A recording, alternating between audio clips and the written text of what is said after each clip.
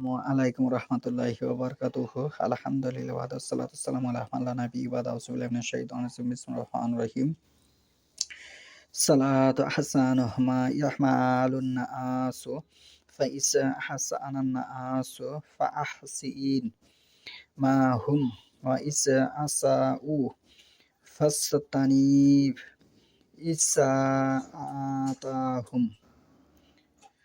আজকের বক্তব্যের বিষয় হলো ইমামতি, মহিলাদের সালাত ও ইমামত সম্পর্কে।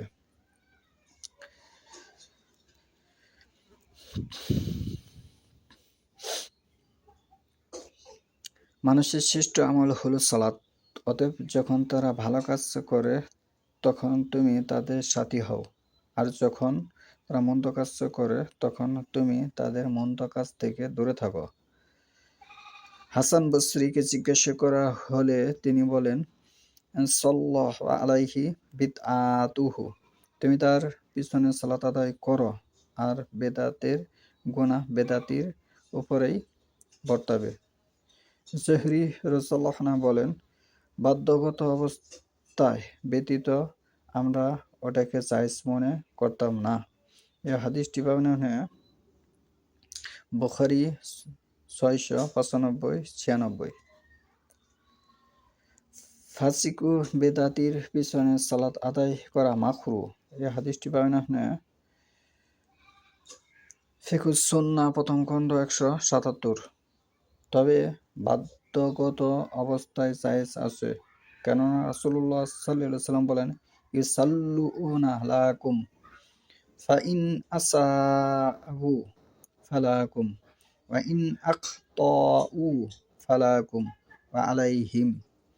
ইমামগণ তোমাদের সালাতে নেতৃত্ব দিয়ে থাকেন।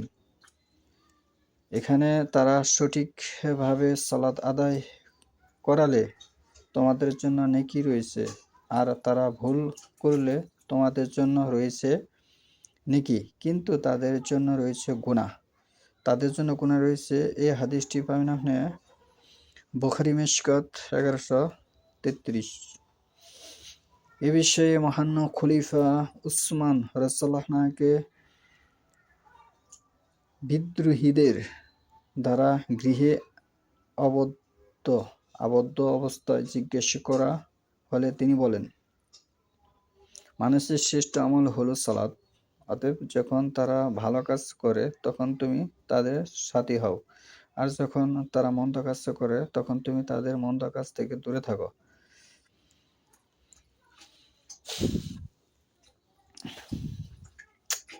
তাহলে এখানে যে বিষয়গুলো দাঁড়ালো, সূরা বাকারায় এসেছে 43 নম্বর আয়াতে, ওয়ারকাউ মা আরকাইন, তোমরা রুকুকারীদের সাথে রুকু করো। এখানে মুমিনদের কথা বলা হয়েছে। রুকুকারীদের সাথে রুকু করো মানে এখানে শিয়া আছে, শিয়ারা সাথে রুকু করা যাবে না। যারা ওহীর অনুসরণ করে তাদের সাথে রুকু করা যাবে না। যারা যাকাত দেয় না, যারা নম্রতা বেদাত করে তাদের সাথে রুকু করা যাবে না। স্পষ্টভাবে অন্যান্য হাদিসে নিষেধ আছে। তবে রাসূলুল্লাহ সাল্লাল্লাহু আলাইহি ওয়াসাল্লাম বলেন যে 3 ব্যক্তির সালাত কবুল হয় না। তার মধ্যে একজন হলো ওই ইমাম যাকে মুসল্লিরা পছন্দ করে না। মুসল্লিরা পছন্দ করে না, এই হাদিসটি পাবেন তিরমিজি, আবু দাউদ, ইবনে মাজাহ, মিশকাত 1122-23। সুন্নত অমান্যকারী ব্যক্তিকে ইমাম বানানো যাবে না।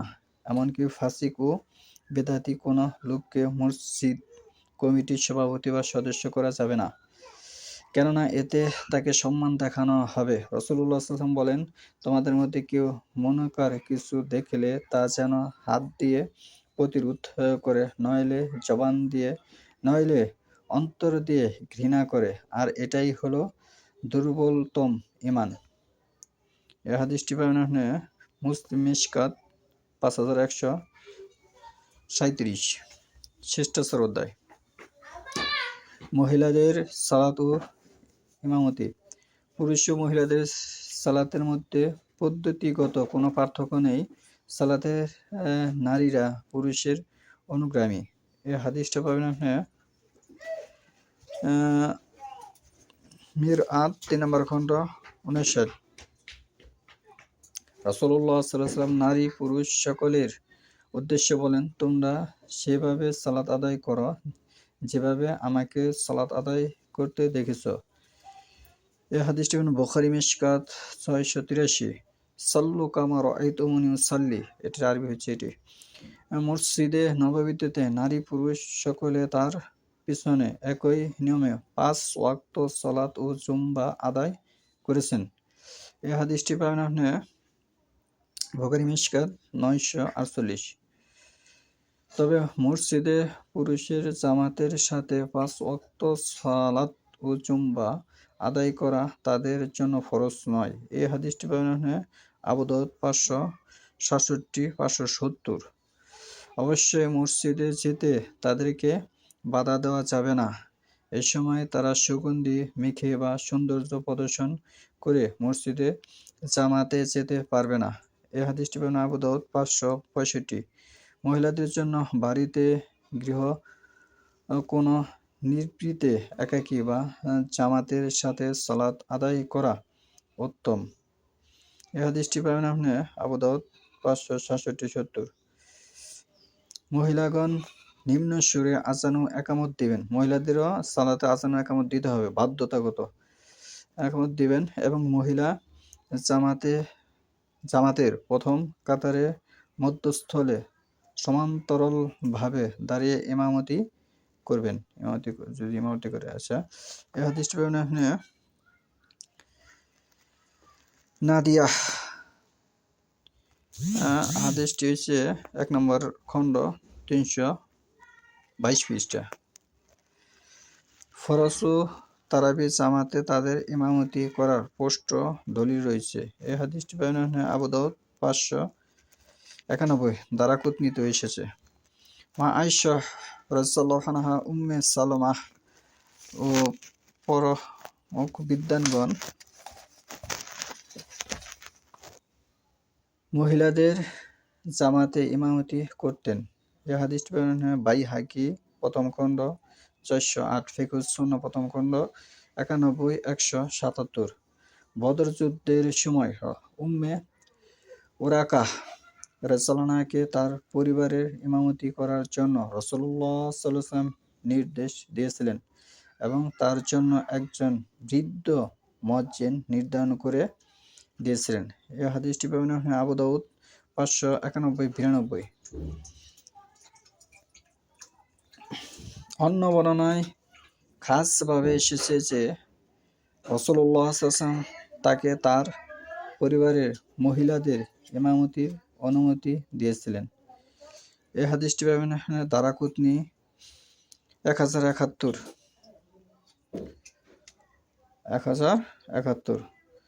মহিলারা পুরুষদের ইমামতি করতে পারবে না।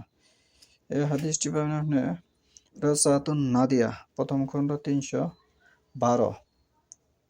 কেননা আল্লাহ বলেন, পুরুষেরা নারীদের উপর কর্তৃত্বশীল।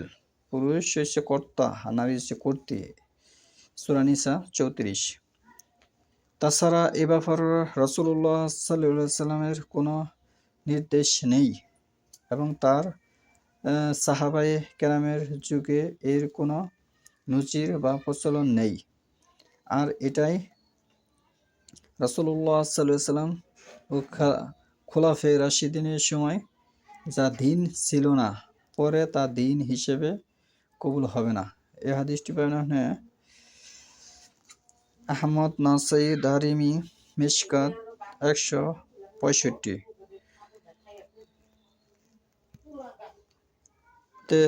যাই হোক, মহিলাদের সম্পর্কে বলা হলো, অন্ধ গোলাম বালকদের ইমামতি রাসূলুল্লাহ সাল্লাল্লাহু আলাইহি ওয়াসাল্লাম অন্ধ সাহাবী আব্দুল্লাহ ইবনে উম্মে মাকতুম রাসূলুল্লাহকে দুবার মদিনায় ইমামতির দায়িত্ব দেন। এই হাদিসটি পাবেন আপনি আহমদ, আবু দাউদ ৫৯৫। অন্ধ সাহাবী উতবান বিন মালিক রাদিয়াল্লাহু আনহু তার কওমের ইমামতি করতেন। এই হাদিসটি পাবেন বুখারী, নাসাই, নাইলুল আওতার ৪ নম্বর খণ্ড ৫৭-৫৮। আবু হুযায়ফা রাদিয়াল্লাহু আনহুর গোলাম সালিম কুবার আসবাহ নামক স্থানে হিজরতের পূর্বে মুসলমানদের ইমামতি করতেন, গোলামের ইমামতি করতেন। এখন তো বর্তমানে গোলামের ইমামতি মানুষ দেখতেই পারবে না। হযরত ওমর ও আবু সালমাহ সাহাবী তার মুক্তাদি হতেন। এই হাদিসটি বর্ণনা বুখারী মিশকাত 1177। হযরত আয়েশা রাদিয়াল্লাহু গোলাম আবু আমর মুক্ত হওয়ার পূর্বে লোকদের ইমামতি করতেন। মুসান্নাদে শাইবা আমর বিন সালামা বিন কাইস রাদিয়াল্লাহু আনহা ভালো কারি হওয়ার কারণে 6-7-8 বছর বয়সে ইমামতি করেছেন। এটি পাবেন আপনি আহমদ, আবু দাউদ, নাইসাই 4 নম্বর খণ্ডে 63, বুখারী মিশকাত 1126। এখানে কিন্তু গোলাম এবং যে বিষয়গুলো বলা হয়েছে, মানুষ যত দরিদ্রই হোক সে ইমামতি করতে পারবে যদি সে আরবি পড়তে পারে। এখানে কোনো বাধ্যকতা নেই, ধনী মানুষের করতে হবে। এবং কোরআন একবারে নাজিল হয় নাই, ধীরে স্থিরভাবে নাজিল হয়েছে। যে যতটুকু শিখছে ততটুকুই হাফেজ। এখানে কিন্তু একবারে বলার কোনো নির্দেশনার সিস্টেম নেই। এবং অন্যান্য কোনো সাহাবীরা কোনো প্রতিষ্ঠানে পড়েছেন বলে এমন কোনো নির্দেশনা নাই। এবং রাসূলুল্লাহ সাল্লাল্লাহু আলাইহি ওয়াসাল্লাম আরবি জানা সত্ত্বেও রাসূলুল্লাহ সাল্লাল্লাহু আলাইহি ওয়াসাল্লামকে ইকরা বিসমি রাব্বিকাল্লাযী খালাক, খালাকাল ইনসানা মিন আলাক কোরআন পড়ার জন্য নির্দেশনা দিয়েছেন এবং সারা পৃথিবীর মানুষকে পড়ার জন্য নির্দেশনা দিয়েছে। ইমামতির হকদার কে? বালক বা কিশোর হলেও কেরাতে পারদর্শী ব্যক্তি ইমামতির প্রথম হকদার, 1 নম্বরে। 2 নম্বরে হচ্ছে ইলমে হাদিস পারদর্শী ও সুন্নতের পারদর্শী যে ব্যক্তি। 3 নম্বরে হচ্ছে সেদিকে সমান হলে বয়সে যিনি বড় তিনি ইমাম হবেন। এই হাদিসটি বর্ণনা মুসলিম মিশকাত 1117।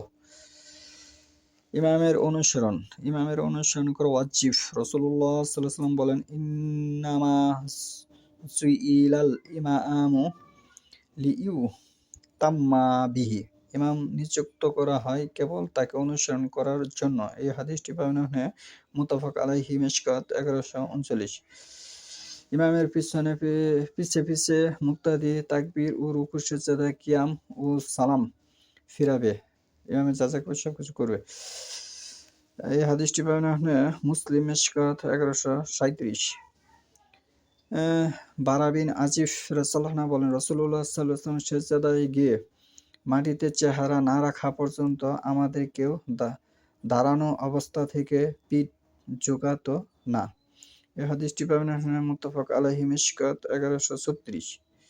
রাসূলুল্লাহ সাল্লাল্লাহু আলাইহি ওয়াসাল্লাম বলেন, মুক্তাদি যদি ইমামের আগে মাথা উঠায় অর্থাৎ রুকু সিজদা থেকে বা বসা থেকে উঠে দাঁড়িয়ে যায়, তবে কিয়ামতের দিন তার মাথা হবে গাধার মাথা, অর্থাৎ তার সালাত কবুল হবে না। এই হাদিসটি বর্ণনা মুত্তাফাক আলাইহি মিশকাত 1141, 1138। ইমামের অনুসরণ হবে এক অবস্থা থেকে অন্য অবস্থায় যাওয়ার জন্য, যেমন তাকবীর, রুকু, কিয়াম, সিজদা, সালাম ইত্যাদি সময়ে। এর অর্থ এটা নয় যে ইমাম সুন্নত তরক করলে মুক্তাদিকেও সুন্নত তরক করতে হবে।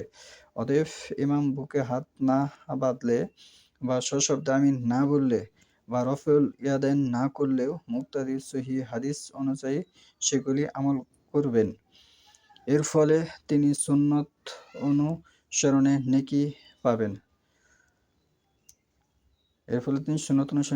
ইমাম বা কোনো মুক্তাদি বসে পড়তে পারেন, কিন্তু অন্যেরা দাঁড়িয়ে পড়বেন।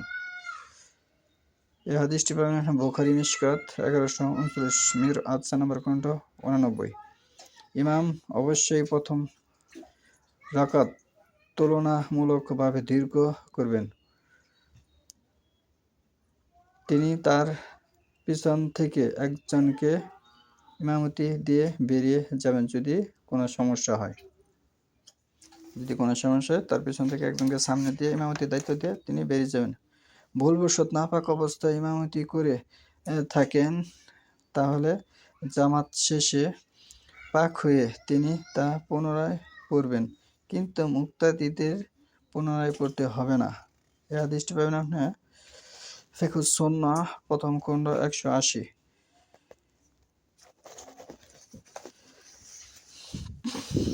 মুসাফিরে ইমামতি ইমাম কসর করলে মুকিম পুরা করবেন। ইমাম যে কসর করে মুকিম পুরা করবেন এবং ইমাম পুরা করলে মুসাফির পুরা করবেন যদিও কিছু অংশ পান। যদিও কিছু অংশ নেই। হাদিসটি ফিকহুস সুন্নাহ প্রথম খণ্ড 177। কেউ কোথাও গেলে সে এলাকার লোকেই ইমামতি করবেন। এই হাদিসটি পাবেন আপনি মুসলিম, আবু দাউদ 596। তবে তাদের অনুমতি ক্রমে তিনি ইমামতি করতে পারেন। এই হাদিসটি পাবেন আপনি মুসলিম মিশকাত 1117। ইমামতি সম্পর্কে, ইমামতের দায়িত্ব সম্পর্কে বলা হচ্ছে। এখানে কোনো ব্যক্তিকে খাসভাবে বলা যাবে না যে সেই ইমামতি করুক, তুমি বুঝবা না, এটা বলা ঠিক নয়। কারণ কেউ স্বয়ংসম্পন্ন নয়। সূরা ইউনূস এবং ইউসুফে এভাবে এসেছে প্রত্যেকটা মানুষে কোনো না কোনো মানুষ নির্দোষী নয়। এটাই বুঝতে হবে আগে। কোরআন হাদিস সম্পর্কে পারদর্শ থাকতে হবে। যে যতটুকু জানে অতটুকুতেই সে ইমামতি করতে পারবে, কিন্তু সূরা ফাতিহা তার জানা থাকতে হবে। সূরা ফাতিহা ছাড়া সালাত হয় না। সূরা হিজরের 87 নম্বর আয়াত পড়বেন এবং আরো অন্যান্য হাদিস দ্বারা সাব্যস্ত। সুবহানাকা আল্লাহুম্মা ওয়া বিহামদিকা আশহাদু আল্লা ইলাহা ইল্লা আনতা আস্তাগফিরুকা ওয়া আতুবু ইলাইক।